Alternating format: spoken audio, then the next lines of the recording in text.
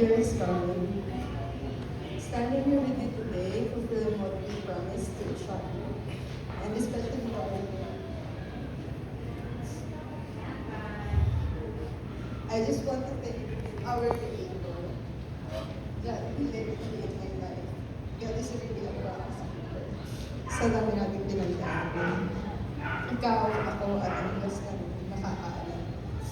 Hindi natin aakalain na makakarating tayo dito. We build a foundation that is steady enough to hold our joy and challenges. So I just wanted to thank you for giving me this kind of love and this beautiful love.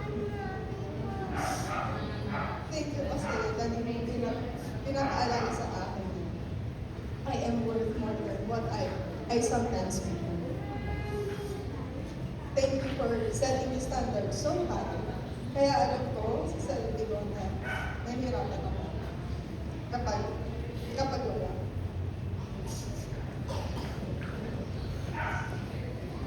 Because for almost a decade of my life, I've always been here. Please promise me na masaalagaan pa yung sarili mo kasi nahihirapan ako. Kami ng mga bata pag wala ka. I promise na I will always be by your side.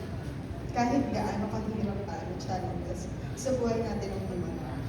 Promise ko sa'yo na haharapin natin ang magkasama ang Diyos, ang sandata.